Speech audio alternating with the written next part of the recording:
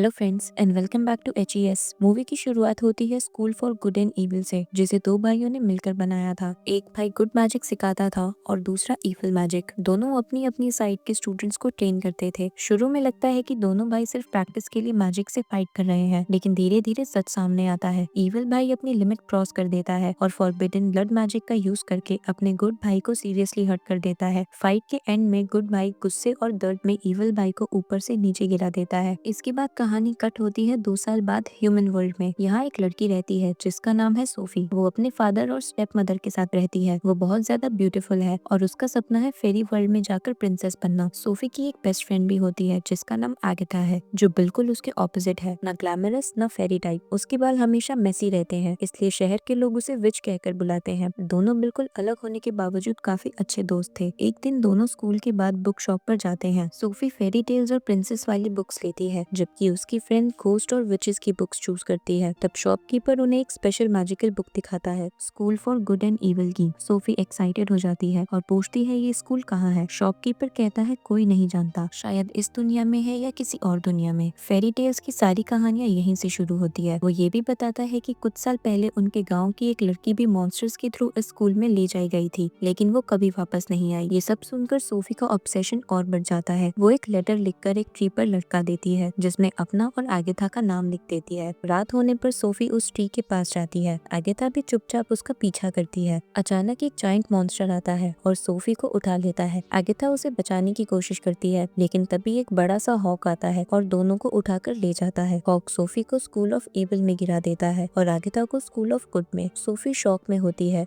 और wolf guard से कहती है हॉक से गलती हो गई है, मैं इतनी प्रिटी हूँ, मुझे स्कूल ऑफ गुड जाना चाहिए था। वो प्रिंसिपल के पास जाकर कंप्लेन करती है, लेकिन प्रिंसिपल कामली कहती है हमारा हॉक कभी गलती नहीं करता, जो जहाँ गिरता है वही उसकी जगह होती है। दूसरी तरफ स्कूल ऑफ गुड में आगेथा का भी बुरा हाल होता है। वहाँ की गर्ल्स उसका मजाक उड़ाती है। वो उसके बाल और उसके कपड़े देखकर कहती हैं कि तुम तो विच लगती हो, यहाँ गलती से आ गई हो। फेरीज उसे प्रिंसिपल के पास ले जाती है। वो क्लियरली बोलती है कि मैं यहाँ नहीं आना चाहती थी, बल्कि मेरी दोस्त सोफी आना चाहती थी। प्रिंसिपल वही बात रिपीट करती है, हमारे हॉक कभी गलती नहीं करते, यही तुम्हारी सही जगह है। अब प्रिंसिपल आगेथा को सबसे बेसिक रूल एक्सप्लेन करती है कि स्कूल ऑफ इविल के स्टूडेंट्स को नेवर्स कहा जाता है, क्योंकि उनकी जिंदगी में कभी हैप्पीनेस नहीं होती, और स्कूल ऑफ गुड के स्टूडेंट्स को एवर्स बोला जाता है, जो हमेशा हैप्पी एंडिंग्स के लिए बने होते हैं। इसके बाद सारे स्टूडेंट्स को एक ग्रैंड हॉल में गैदर किया जाता है। आगेथा ने एक बहुत ही हैवी अजीब सी ड्रेस पहनी होती है, जबकि सोफी बिल्कुल सिंपल ब्लैक ड्रेस में होती है। आयरनी ये होती है कि स्कूल ऑफ इविल के स्टूडेंट्स सिंपल कपड़े पहनते हैं और स्कूल ऑफ गुड के students glamorous fairy tales outfit में होते हैं। हॉल में गुड स्टूडेंट्स अपना मैजिक दिखाते हैं। तभी एक प्रिंस एंट्री लेता है। सब लड़कियां इम्प्रेस हो जाती हैं। अचानक एक इविल स्टूडेंट उस प्रिंस को चैलेंज करता है और उसे गिरा देता है। प्रिंस उठकर सोफी और आगेथा की तरफ देखता है, लेकिन उनके पास नहीं बैठता। अब एंट्री होती है स्कूल हेड की। ये वही इंसान होता है जिसने शुरुआत में अपने इविल भाई को गिरा दिया था, और जो प्रिंसिपल हम देख रहे हैं वो उनका बेटा होता है। हेड सब स्टूडेंट्स को बताता है कि यहाँ सबको हार्ड स्टडी करनी होगी, अच्छे मार्क्स लाने होंगे, क्योंकि आखिर में सिर्फ गुड की स्टोरी लिखी जाती है और वही ह्यूमन वर्ल्ड तक पहुँचती है। आगेथा और सोफी दोनों एक साथ बोल पड़ते हैं, अगर कोई गलती से रॉन्ग स्कूल आ गया हो तो। हेड स्ट्रिक्टली कहता है कि ये इम्पॉसिबल है, हम कभी गलती नहीं करते, और ये कहकर चला जाता है। रात को आगेथा चुपके से स्कूल ऑफ इविल जाती है सोफी से मिलने। वहाँ वो दोनों स्कूल्स के प्रिंसिपल को बात करते हुए सुनते हैं। उनके जाने के बाद एक शैडोई फिगर आता है जो स्कूल ऑफ इविल का असली हेड था। वो कहता है सोफी अब मेरी है। यहाँ रिवील होता है कि ये वही इविल ब्रदर है जिसने ब्लड मैजिक यूज किया था। तब आगेथा देखती है कि इविल स्कूल की लड़कियां सोफी को टॉर्चर कर रही हैं, उसके बाल काटने की कोशिश कर रही हैं, लेकिन सोफी पहली बार खुद के लिए खड़ी होती है और उन लड़कियों को बुरी तरह से जवाब देती है। इसी बीच सोफी आगेथा को देख लेती है। दोनों साथ मिलकर स्टूडियन के पास जाती है, जो सब कहानियों का सोर्स होता है, लेकिन वहाँ कोई नहीं होता, सिर्फ एक मैजिक बुक और एक मैजिक पेन होता है। तब स्कूल ऑफ गुड का हेड वहाँ आ जाता है। वो कहता है कि तुम दोनों से पहले कोई यहाँ नहीं आया, तुम दोनों स्पेशल हो, फिर यहाँ से जाना क्यों चाहती हो? सोफी बोलती है कि मैं जाना नहीं चाहती, मैं गलती से यहाँ आ गई हूँ, मुझे अपनी पुरानी जिंदगी बिल्कुल पसंद नहीं। आगेथा सोफी को अपने साथ ले जाना चाहती है। आगेथा पूछती है कि क्या सिंड्रेला और स्नो वाइट जैसी स्टोरीज सच में रियल है? हेड कहता है कि हाँ बिल्कुल, और उन्होंने यही पढ़ाई की थी। वो सोफी से सवाल करता है,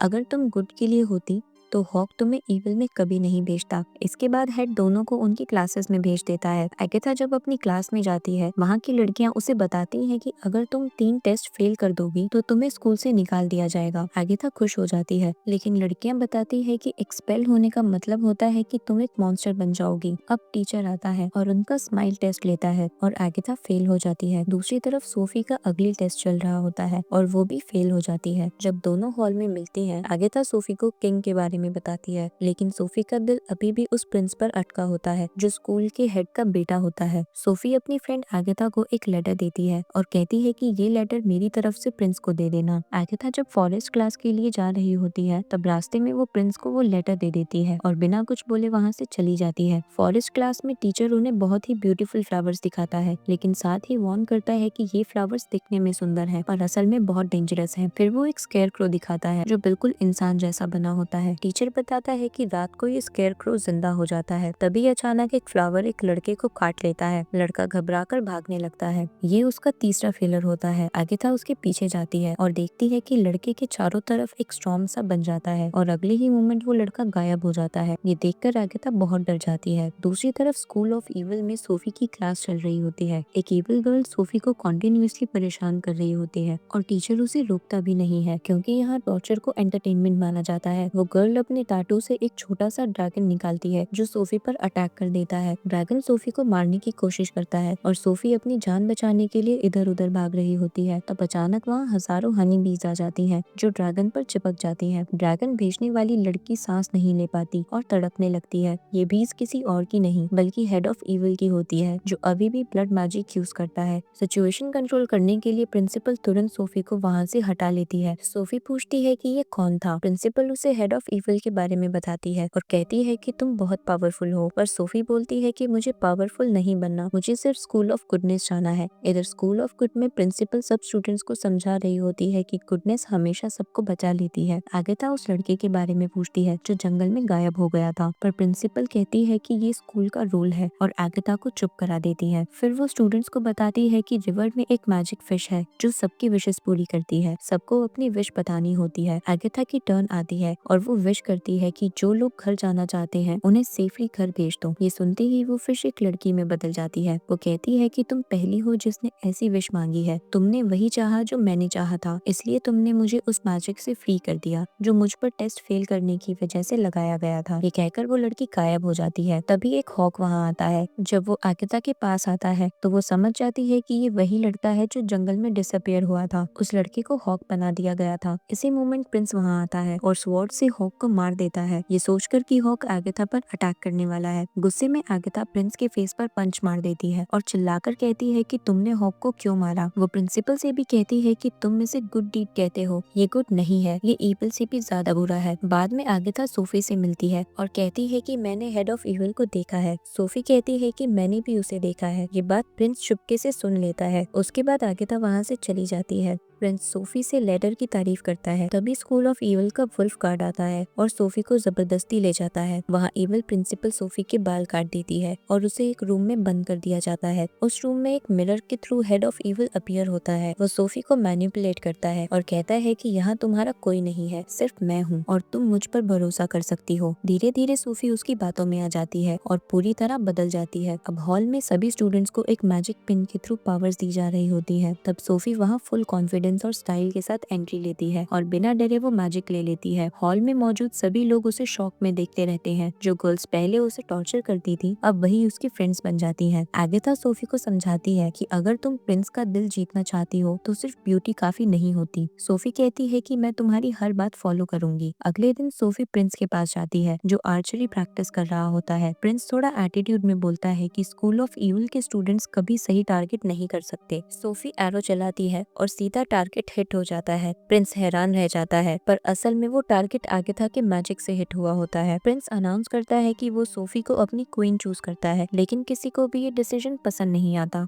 अगेथा कहती है कि ट्रू लव कभी फेक नहीं होता। तब एक मास्टर बोलता है कि हम टेस्ट करेंगे, इन दोनों को जंगल में अलग कर देंगे। अगर ये एक दूसरे को ढूंढ लेते हैं तो इनका प्यार सच्चा है। रात को दोनों को डेंजरस जंगल में छोड़ दिया जाता है। सोफी को जंगल के बारे में कुछ नहीं पता था। वो गलती से उन ब्यूटीफुल फ्लावर्स के पास चली जाती जाती है जो उसे काटने लगते हैं। डर के मारे वो स्केयरक्रो के पास भागती है जो रात में जिंदा हो जाता है। सोफी चीखने लगती है। उसकी आवाज सुनकर आगेथा पिजन बनकर वहाँ पहुँचती है। तब उन्हें प्रिंस की आवाज सुनाई देती है। आगेथा छुप जाती है और सोफी को उसके पास भेज देती है। प्रिंस की मैजिक स्वॉर्ड स्केयरक्रो की वजह से गिर जाती है। स्केयरक्रो उसे बुरी तरह मार रहा होता है। आगेथा सोफी को इशारा करती है कि स्वॉर्ड उठाओ और प्रिंस को दे दो, लेकिन सोफी डर के मारे कुछ नहीं कर पाती। जब प्रिंस ऑलमोस्ट मरने ही वाला होता है तब आगेथा आगे आती है और स्वॉर्ड उठाकर प्रिंस को दे देती है और वो उसे मार देता है। अब प्रिंस सोफी पर गुस्सा हो जाता है क्योंकि उसने उसकी जान नहीं बचाई और सोफी आगेथा पर गुस्सा हो जाती है क्योंकि उसने हीरो बनने की कोशिश की। सोफी वहाँ से चली जाती है। वापस जाकर आगेथा के प्रिंसिपल उसे डांटती है और पूछती है कि क्या तुम अपनी फ्रेंड पर ट्रस्ट करती हो। आगेथा कहती है कि नहीं, पर मुझे लगता है कि ह्यूमंस ही बुरे होते हैं। दूसरी तरफ सोफी गुस्से और दर्द से भरी होती है। हेड ऑफ ईविल उसे मिरर में आगेथा को दिखाता है जिसे देखकर लगता है जैसे आगेथा सोफी के अगेंस्ट बोल रही है। हेड ऑफ ईविल पूरा सच नहीं दिखाता जिससे सोफी और ज्यादा मैनिपुलेट हो जाती है। अब सोफी पूरी तरह से हेड ऑफ ईविल के कंट्रोल में आ जाती है। हेड ऑफ ईविल सोफी को सबसे डेंजरस ब्लड मैजिक देता है। जब ईविल स्कूल की प्रिंसिपल आती है तो पता चलता है कि ये वही लड़की है जो 20 साल पहले सोफी के शहर से गायब हुई थी। मीनवाइल स्कूल ऑफ गुड में प्रिंस आगेथा को अपनी क्वीन चूज करता है। तब अचानक सोफी वहाँ आ जाती है, बट अब वो पूरी तरह बिच बन चुकी होती है। उसका चेहरा डरावना हो चुका होता है। वो बोलती है कि मैं तुम्हारी क्वीन हूँ और वहाँ से चली जाती है। सब देखते हैं कि सोफी ने अपने मैजिक से स्कूल ऑफ ईविल के टीचर्स और गार्ड्स को टॉयज में बदल दिया है। प्रिंस गुस्से में स्कूल ऑफ ईविल पर अटैक करने जाता है, लेकिन सोफी उसका अटैक रोक देती है और उल्टा उन पर ही अटैक कर देती है। अब मैजिक का बैलेंस बिगड़ जाता है। ईविल स्कूल के स्टूडेंट्स ब्यूटीफुल होने लगते हैं जैसे गुड स्कूल के स्टूडेंट्स हैं, और गुड स्कूल के स्टूडेंट्स अगली और ईविल बनने लगते हैं। उन सभी के बीच एक बड़ी फाइट शुरू हो जाती है।